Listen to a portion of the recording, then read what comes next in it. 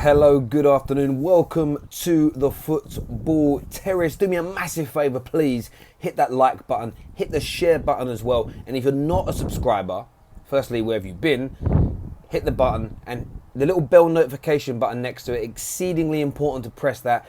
It's the only way you will get notifications and push messages from YouTube when we go live or when we have scheduled videos coming out. So it's interesting, really. Over the course of the last few days, there's been a lot of conversation around who Man United are going for.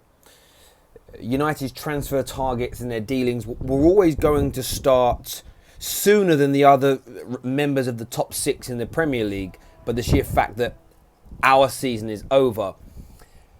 The real depressing thing is that some of the big names we're being linked to, they're either not going to happen, not true, or players only want to join us for money. There was a deal going on in the background, I understand, for Nicholas Pepe, got Bebe on my mind after yesterday. And Man United had made, along with Arsenal, some very decent inroads into that signing. Reports coming from the media, both in France and, of course, the UK, suggested that Man United had a very good chance of landing Nicholas Pepe. That was until Liverpool Football Club, who have had not muted interest, but they have had scouts watching the young man over the course of the last 2 years. And now Liverpool Football Club have made the representatives of Pepe aware that they are interested in him. There is reports coming out of Anfield that there will be a fair-sized clear-out over the summer of fringe and backup players. What Jurgen Klopp wants to do is, of course, keep his brilliant core group together, but enhance the squad. Within that, you're going to purchase players who are going to push your superstars to the next level in terms of competition. Nicholas Pepe appears to be an individual that Jurgen Klopp wants. And when I say they've smashed Manchester United out of the water, the reports I read this morning and a few calls that I made to a couple of friends of mine have said, look, nothing is confirmed, nothing is official. They've only heard the same rumours. But supposedly, as soon as Liverpool have made a concrete offer to the players' representatives to say, look, let us get the Champions League out the way, let us get ourselves settled, but we want you. You are very much part of our plans to expand and build our squad further. Nicholas Pepe has told all other interested parties that Liverpool are his number one choice and Liverpool are his number one destination. That, for me, as a Man United fan, it's like swallowing a cactus. It's painful, it's dry, it's blunt, and it doesn't leave it's not a good feeling at any point, before, during or after. And I think United fans like me have simply got to come to the understanding that when it comes to signing the very best young talent in the world and the best players in the world, unless we pay them dumb money, unless we pay stupid money to turn their heads, which isn't what we want to do anymore, the likes of Liverpool and City, maybe even Tottenham in the UK, are a far more attractive proposition. In terms of Nicholas Pepe, been doing a bit of research on him over the last 2 or 3 days before really sitting down and talking about him. Very well coveted individual. Got progressively better and better over the last 2 or 3 years. And also, it's a great shout, actually. When we start writing off 18, 19, 20, 21-year-olds, please don't. If you go back and look at Pepe from 2 years ago, 3 years ago even, a fraction of the player that he is today. Game time and belief in himself, and you've now seen what this right-sided winger, right-sided attacker turn into one of the most potent individuals in Europe, touted by some as the next Eden Hazard. Chelsea were looking at him to replace Eden Hazard earlier on in the year.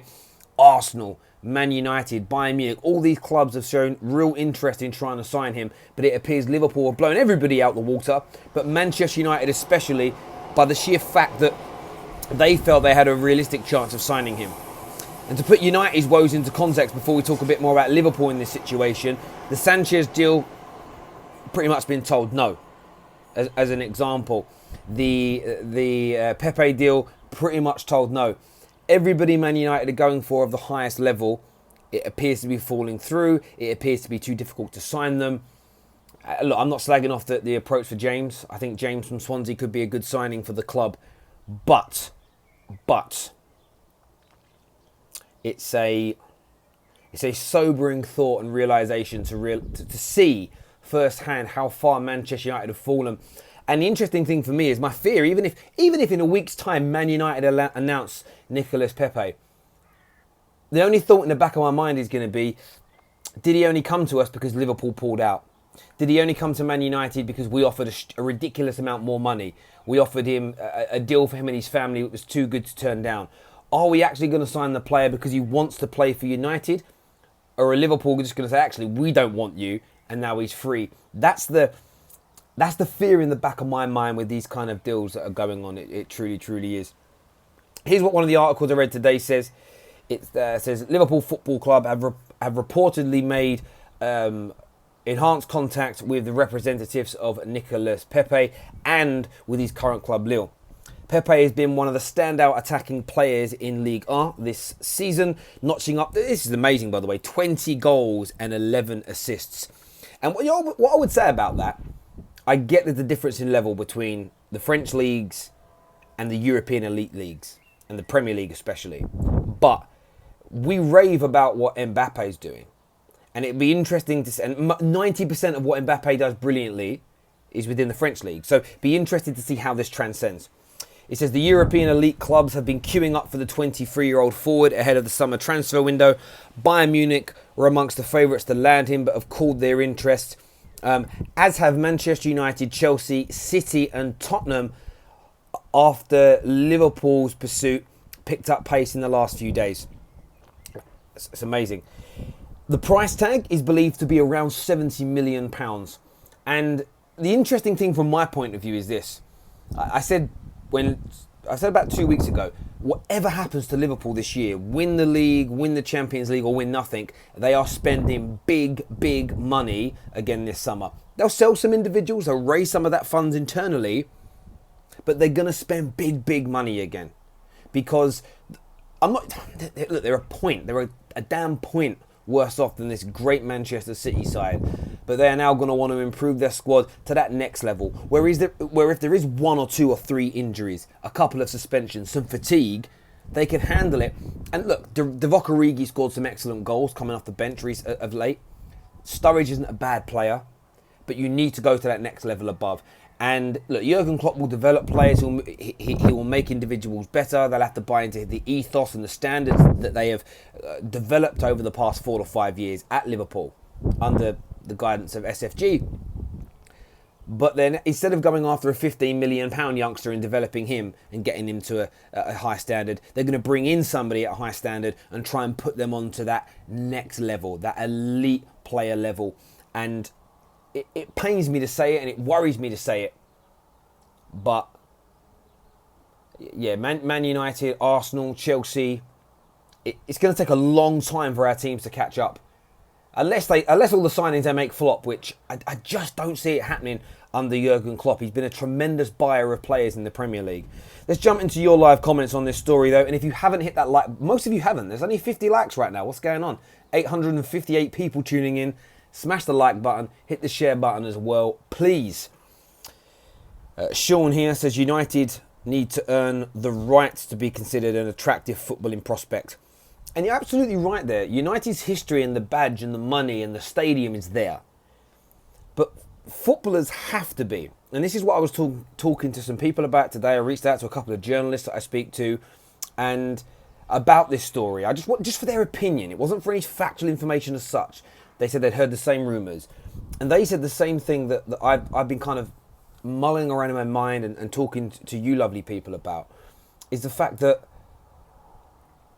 these young players, 21, 22, 23, 24, and even older players, you take the Koulibaly example, if you come to Man United now, it's 2 or 3 or 4 years to get to Liverpool standard if the club restructures correctly and starts to behave in the right way. And there's no guarantees that's going to happen. There truly is no guarantee. So you're absolutely right. Wilson here, who's a regular viewer and Arsenal fan, says Liverpool were very unlucky not winning the title despite their outstanding season. Most importantly, they are progressing. Simple as that. Tiger Stripe says Sturridge, Moreno, Lallana are leaving, so we'll need replacements. Ratus here says Liverpool need a classic Van Persie type of a striker with Salah and Mane supporting him on the flanks. Wilson also said I expect Liverpool to spend huge. Mo here says 70 million for a bench player. See, listen, you've got to stop talking disrespectfully about spending 70 million on a player like a Pepe. And I'll tell you why. Because he may come in and start on the bench. But for your squad to go from being, although they generated 97 points, but they came second. They haven't won a major trophy yet. For you to start winning those major trophies regularly, you need a squad that is competitive from front to back. You need a player coming in who has the ability to grow to stop Mo Salah playing. That's how you keep people hungry. That's how you keep the squad fresh. And if he doesn't turn out to deliver for Liverpool to the standards they require, and he is only a bench player, it is a poor investment. But I still, overall, but if he ends up popping up with 10, 15 goals a season still, maybe not. It's one of those things, you know. Yeah, okay. Years gone by, £70 million for a starter, but who knows if Klopp's got an idea to tweak his system slightly. Anything can happen. And if I'm a Liverpool fan, I'd want the same era as I want for Man United. And it's why I disputed all that nonsense about, if we sign, a year ago, it was, if we sign another striker, what's going to happen to Rashford's development? If we sign another left-sided player, what's going to happen to Martial? If you can't develop and grow with great competition around you, you don't have the minerals to be at a top club. That's it.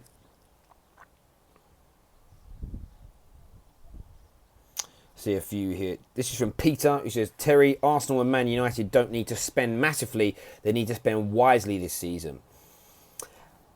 I get your point, and I understand what you're saying there. I think that they have to spend wisely whether they do spend big or not. If you can find your Terrace type signings, moderate in the current climate and in the current market of players, if you can find 2 or 3 signings like that, you're laughing. But it's exceedingly difficult to do. So big money will need to be spent, but it has to be spent wisely. Absolutely no doubt about it. If you're just going to throw, we're going to buy this star player and we're going to pay him £500,000 a week because he'll sell shirts and he might turn up for us. Hasn't worked for United before. It won't work again. From Arsenal's point of view, they just need players that are going to, like any club, that are going to fit the system, that want to be there, that have a passion for the club. Look at Aubameyang and Lacazette. Big money signings, but what money well spent. They now need to build around that to get even more out of those two. Dr. Tunmoy says Wan-Bissaka to Liverpool. Yeah, the more on Wan-Bissaka a little bit later. Man United actually linked with 3 Crystal Palace players. Jesus. But anyway, we'll talk about that a little bit later on this evening. Godfrey says Man United organisation don't have a plan about rebuilding the team. Until they get a plan, most players won't play for them. I get your viewpoint. I think there may be a plan in motion. Some of the things they're talking about technical directors, sporting directors. Ollie spoke quite calmly about how they are restructuring. But the proof's in the pudding.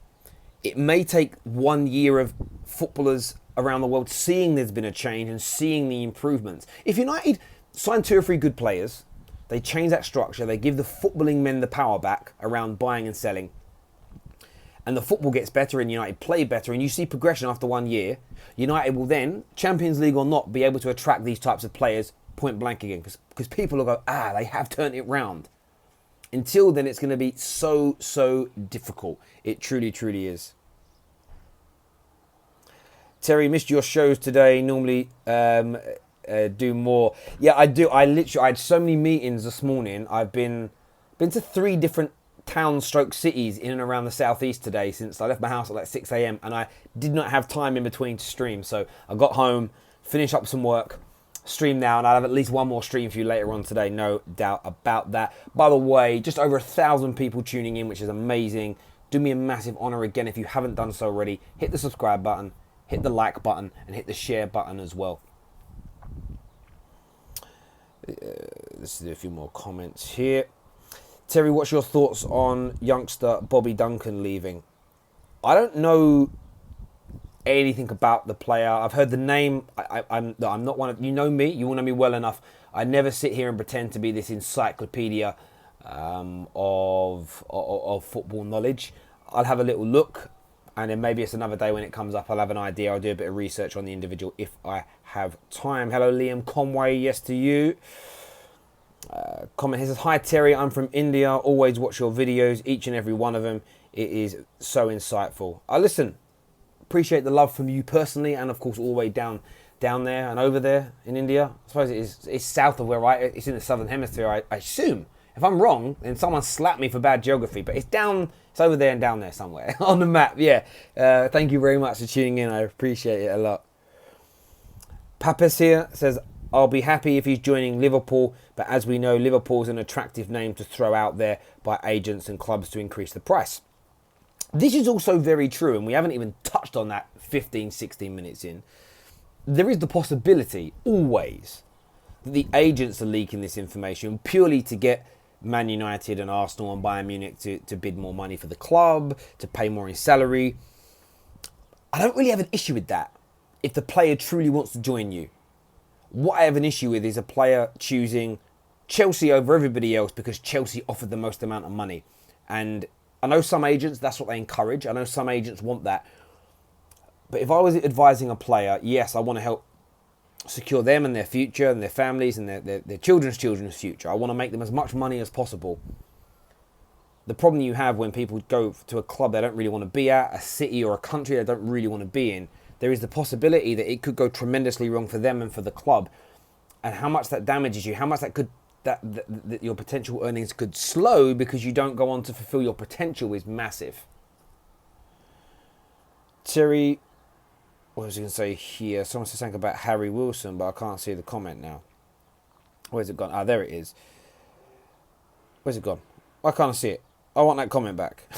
Here we go. It's from Vishy. It says, "Terry, do you think Harry Wilson and Brewster will get a run in the first team next year?"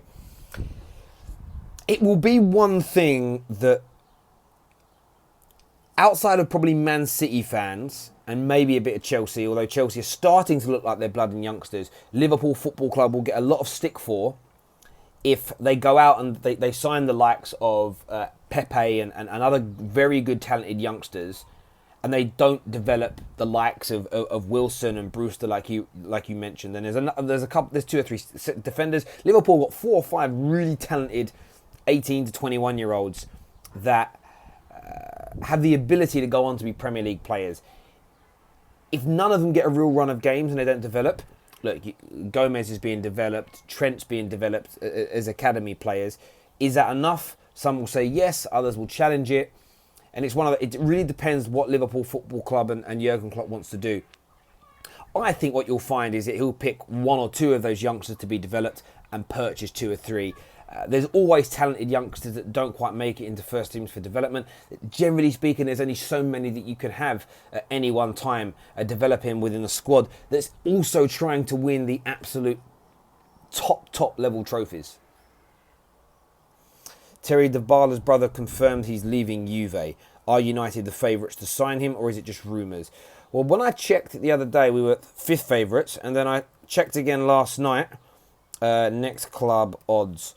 I checked again last night, and I swear we were 2nd favourites. Let's go and check again now with Odds Checker that looks at all the betting companies across the UK. Well, we're slight 2nd favourites. Atletico Madrid are top at 3-1, and then Man United average between 4-1 and 5-1. Then Bayern Munich, then Liverpool, then Real Madrid. Atletico, of course, have shot up to the top of a lot of the betting ranks to sign a lot of these top attacking players because we know they're losing Griezmann. United do have a chance to sign Dybala, and I've said it along. There's a genuine chance he could come to the club. There's a couple of options that Man United are looking at that they're trying to get done. But the biggest factor in negotiations for Man United is they only want him here if he truly wants to be here, and they're trying to source out whether he does or not, I suppose, which is important.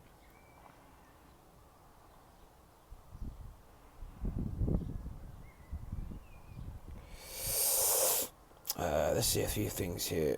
Terry, actually, Pepe is waiting to see after the Europa League final. So you think look, maybe he is. Maybe he is, maybe he isn't. I'm just going on reports that have come out today. I've reached out to a few journalists I know and a few people I know in the football spectrum. They have not confirmed that they have heard anything from a direct source, just they've heard the same rumours within footballing sections as opposed to just the media. So it's look, Liverpool would be a more attractive club for him than Arsenal and Man United, unless, again, this is to your point, because what you say does hold water. Maybe he doesn't want to go to Liverpool and fight for a place. Maybe he wants to sign for a club and go straight into the first team as a starting point, and the only way he's going to that bench is if he doesn't sort of fulfil the standards over the first 2 or 3 months. There is that potential. There is that potential, no doubt about it. Listen, I appreciate you all tuning in as always. I'll be back maybe in 2-3 hours' time. I want to talk a bit more about Wan-Bissaka and a bit about Wilfried Zaha. Where is he going to go this summer? Because it appears he is demanded to move, and a lot of big English clubs interested in him. Listen, take care of yourselves. God bless, and I'll see you all again soon. Bye-bye.